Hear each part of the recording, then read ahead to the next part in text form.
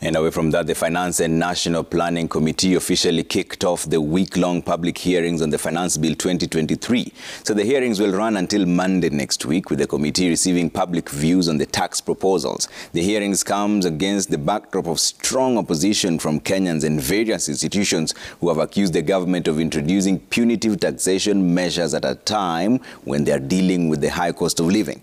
The Law Society of Kenya, represented by President Eric Theuri, proposed a revision of the housing levy from the proposed 3% to 1%, even as they called on Parliament to shoot down punitive taxation proposals. Anjawala and Hannah advocates, who also submitted their proposals, welcomed the introduction of import and export levy, saying it will create business opportunities for local companies, as Chemutai Goin reports.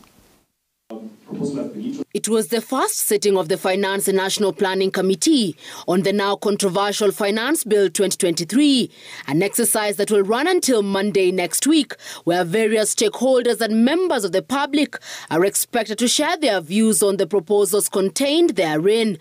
The Law Society of Kenya, through its president Eric Theuri, joined Kenyans in expressing their reservations over the proposed 3% housing levy. To create a mandatory tax that reduces the take-home of every hard-working Kenyan, irrespective of their housing circumstances, is a proposal that flies against the provisions of Article 201 of the Constitution. He further told off President William Ruto over his insistence that the deduction was not a tax, but a saving. If it is a contribution, and I will be happy that we call it a contribution, then it should be voluntary.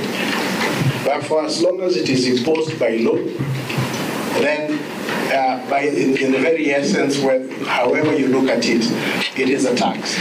And it has an effect of reducing the income that someone has. And I think it's well-intentioned, and perhaps the detail is getting lost in the fact that then it is being imposed by legislation.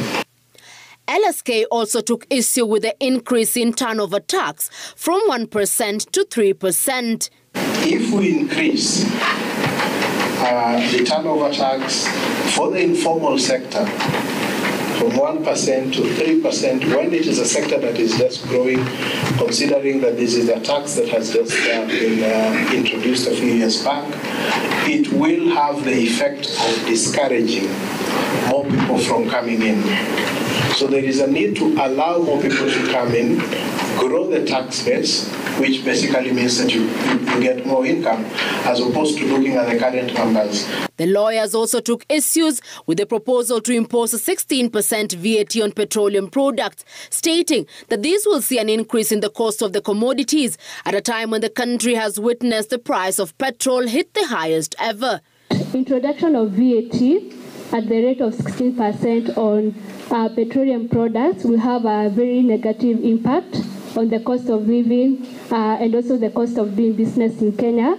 And as we are also proposing on economic recovery measures, we feel that this negative impact will also have an impact on the suitability of Kenya be an economic hub for direct foreign investments.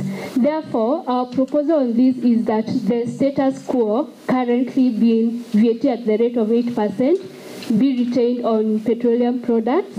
On the introduction of a 20% tax on the betting industry, Anjawala and Hannah advocates warn that it will reduce investment in the industry and lead to the proliferation of players in the black market, instead proposing that the status quo of 7.5% be retained. The operators are generally having the feeling that the sector is being heavily taxed, keeping in mind that the sector already has corporation tax being imposed at the rate of 30%. There is a betting and gaming tax at 15%. There is a withholding tax on winnings at 20%. And remember also there's an entertainment tax at 10%, which is imposed by the county government.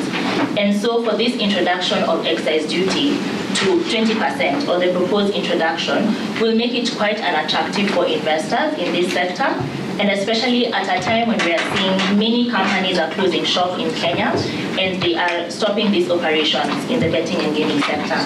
Chemutai Goin, Citizen TV.